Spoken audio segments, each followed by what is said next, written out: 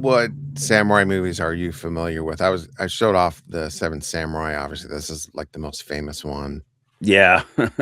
That's like I guess I'm pretty surface level with those 2. I've only just seen, like, a handful of like this one and some of those, from that era, and then I've seen some other stuff, some of the, like Takashi Miike did a few samurai movies. I mean, not in the classic era or anything, but, yeah, I just kinda seen some scattered stuff. This is how I originally saw the Seven Samurai. I rented this VHS, which I think is Embassy, and it's on 2 tapes, Oh, but, shit. like, every version that I'm aware of Seven Samurai is, like, the full on home video is the full version, which is 207 minutes. But this is how I originally saw it. This particular VHS version is 10 minutes shorter, Hmm. and I looked it up in terms of there's a million home video versions of this movie, and this is the only one that's shorter that I could find, and this is how I originally saw it. Huh. But I do not remember, what's missing, or Yeah, I 10 never 10 missing minutes. I did not particularly notice. I just remember renting it and looking at the time and then seeing it on the Criterion DVD and noticing that it was longer, but I don't remember what was longer about it, but Yeah. Yeah, what's in there? and, I have Yojimbo and Sanjuro on 4K, Criterion. Ooh, that's cool. Look at It's that. very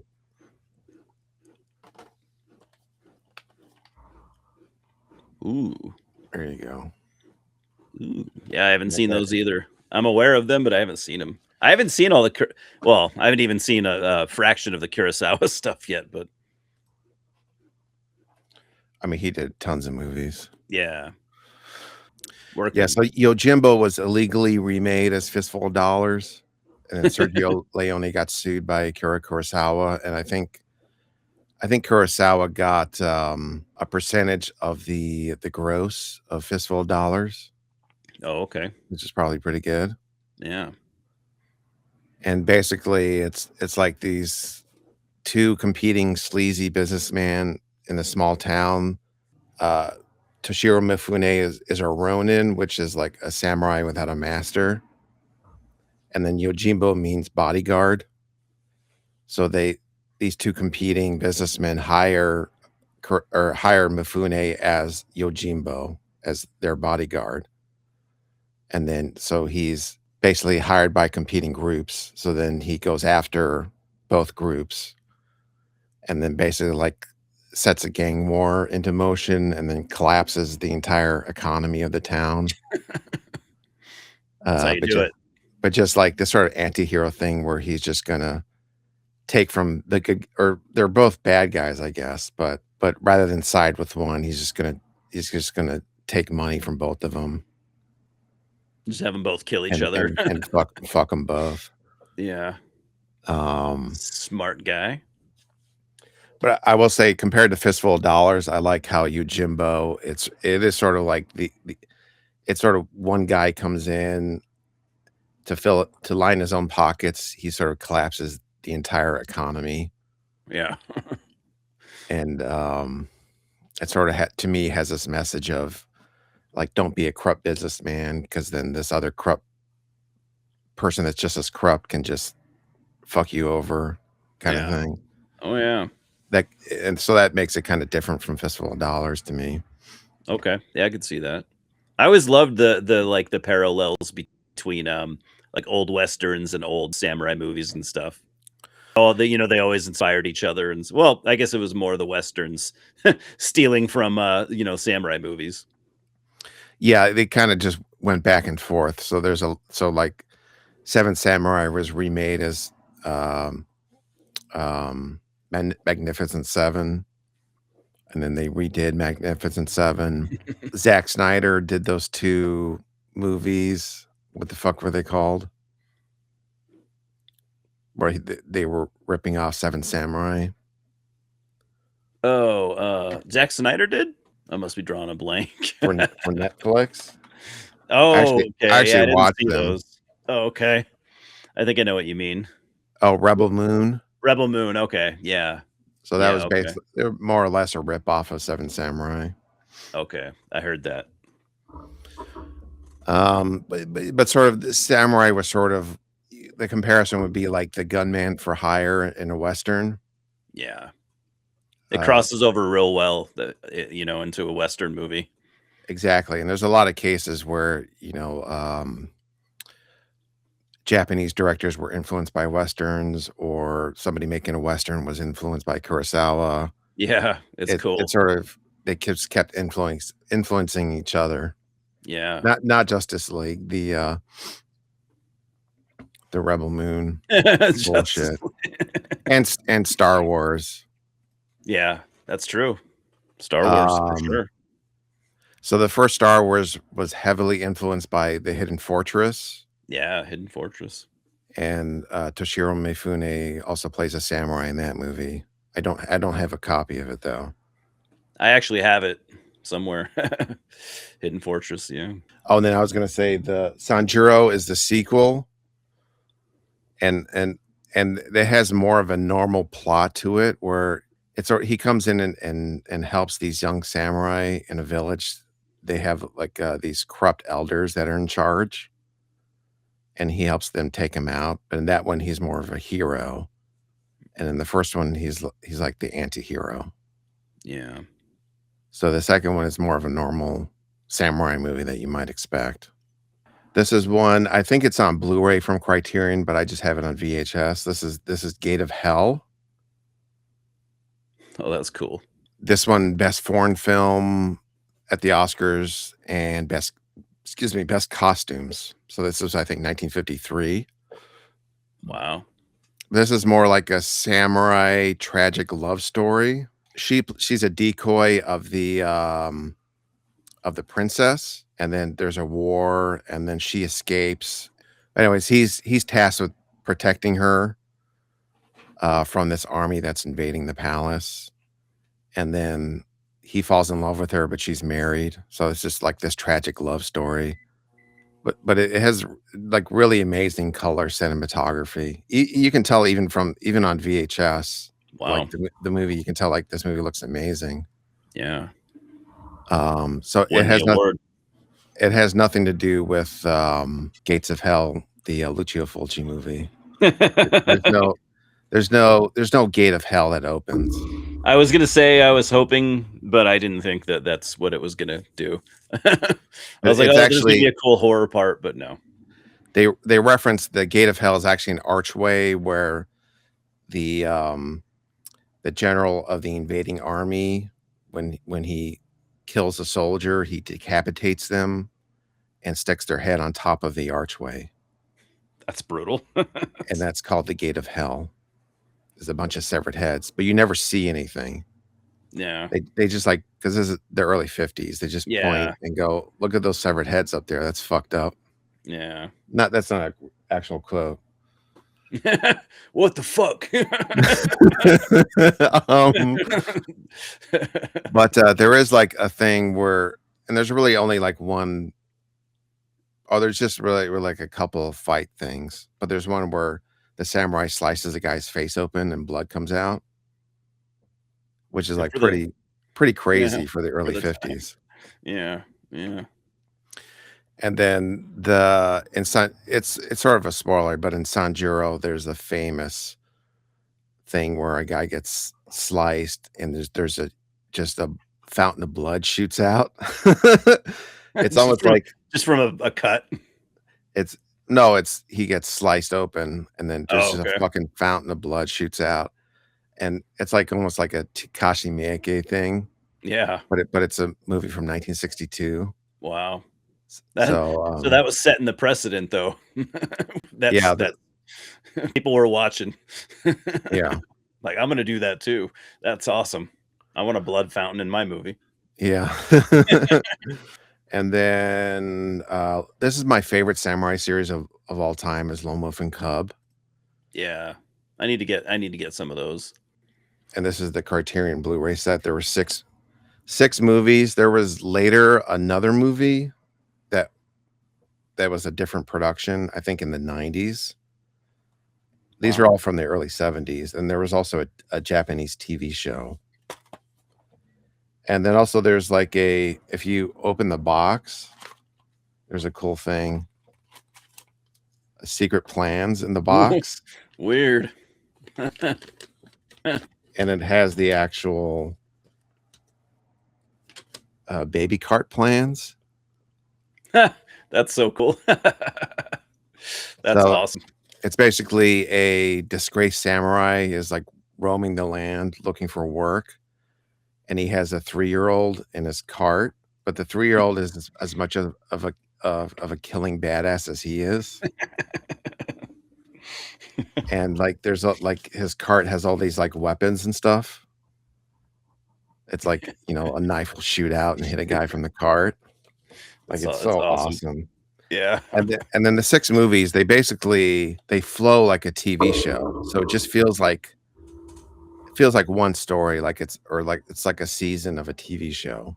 Like episodic Yeah. kind of. I need to, yeah, I haven't seen them all. I need to get I've only seen maybe one or two, but I need to get them all. They are really cool. Does that set you have, is that all 6 movies? Yeah. So Oh it's shit. really meant they were really meant to be all seen, Yeah. in order. Yeah, they were made between 1972 and 1974. Okay. So are you saying about that other one? They try to do like a legacy sequel or something, or in the 90s? I think so. I don't Yeah. know if it's even been released in America. Yeah. I've never seen it. Might not even be good, but Yeah. And then so it in the early '80s, they did a cut of the first 2 movies, edited together, and then the 3-year-old cub does voiceover. And that movie was released in the US as Shogun Assassin. yeah. Okay. Shogun Assassin, yeah. But how I originally saw these movies, I rented them on VHS in the original Japanese versions. Yeah. With So different then names and yeah, so later when I saw the Shogun Assassin version, I didn't like it because it's re-edited and the kid does the voiceover. It's sort of like if you've yeah. seen the original version of Blade Runner. Yeah. Like It's a I little saw the different. I saw the director's cut first, and then Me too. later saw the theatrical cut with the voiceover, and I thought this is kind of stupid. Like Yeah. him explaining everything. Yeah. Um, Lady Snowblood is also. I, this is the sequel, Lady Snowblood: Love Song of Vengeance. This is also one of my favorite samurai movies. This heavily inspired Kill Bill. Yeah, I was gonna say, yeah, very Like one the of the Oren Terrence's the favorites. Oren Ishii character is basically taken from this. Yeah, absolutely. Um, Three Outlaw Samurai, 1964. This is basically like a cross between Sanjuro and Seven Samurai, but it's only 90 minutes long. Condensed. And I like this because they don't team up at the beginning. It's basically there's 3 different samurai with different allegiances, and then as the story progresses, they do eventually team up to deal with to take on this corrupt regime of the town. Cool. So if you think of it like I would describe it, in one sense, it's like Sanjuro and Seven Samurai, but 90 minutes long. Yeah. So if you don't want to sit through 4 hours of Seven Samurai. I like this movie a lot. Um, Here are a couple more real quick. Samurai Banners. Whoa. Is that Th- sealed? No, it's just Oh, it looks shiny. shiny. So this is Toshiro Mifune stars and produces. This is more of a epic war drama with samurais. It's almost 3 hours long from 1969. And this is basically him playing a real general in the 16th century. And it did come out in DVD, but there's no Blu-ray. Yeah. And this is it's pretty good, but it's like a costume, war drama. You think of it like a Napoleon movie or something. It's more like that than it is like a samurai, you know, uh, Yeah. B movie kind of thing. Yeah. More of an like an epic drama. Yeah, if you think of like an epic Hollywood war where it's more about like the strategy of war and Yeah. the Not historical an not an characters. action movie necessarily. No, but it looks like really expensive. Like Yeah. it was this, Big production. huge production at the time, but it's never come out on Blu-ray. It's something Oh, like you would think like Criterion might release or something. yeah, you would think.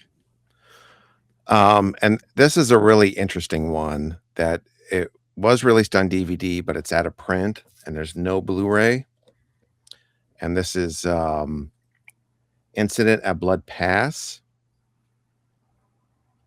That's cool. And this is 1970 and it's starring Toshiro Mifune basically playing Yojimbo again. And the most interesting thing to me is that this is, in my opinion, this is the main movie that Quentin Tarantino ripped off for Hateful Eight. I It's like believe it. it's all these dubious characters in this inn, snowy inn. There's angling against each other, and there's this gold shipment. They're trying to figure, or Toshiro Mifune is trying to figure out what's going on, and that's all I'll say. But Yeah. Yeah, cool. and then of course, finally, Zatoichi. I have the Criterion box set, which is all the main 26 Zatoichi films That's a hefty set. on Blu-ray. Wow. 26. I still have not seen all of them. It's a lot of time So, invested. so there's a Hanzo the Razor, the star Shintaro Katsu.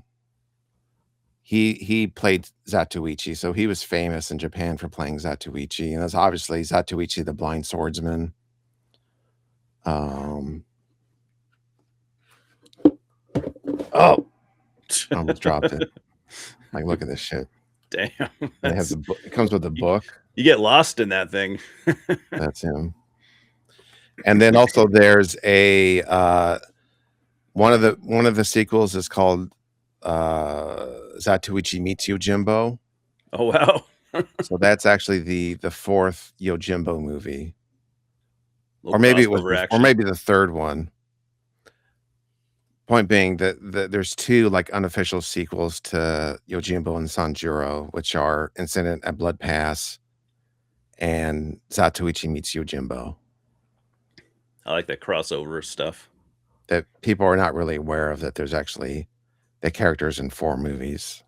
Oh, have you seen Blind Fury with Rutger Hauer? Yeah, that was a great movie. Yeah, so that's a remake of the 17th Zatoichi movie. The 17th. Zat I thought I'd Zatoi heard that. Zatoichi Challenged, Okay. which is Zatoichi 17, is the where they got the plot for Blind Fury. I might have heard that on the Red Letter Media. If I heard it anywhere, that might have been. Yeah, I love Blind Fury's a great movie. I love Rutger So Hauer. so if you're wondering what Zatoichi is like, what the character is like, that movie is basically the American version of Zatoichi, the character. Okay. So in comparison to Hanzo the Razor, Zatoichi is more of a traditional hero. He's an incredible swordsman that's blind, but his other senses are amazing. Like he can hear and smell, to an elite level. Hanzo's And a little that different. and he's generally just a heroic character. Like in Blind Fury and Zatoichi Challenged, it's like the mother of a boy dies, so he's returning the boy to his father, but his father is being held hostage by gangsters. So that's basically the plot of both movies.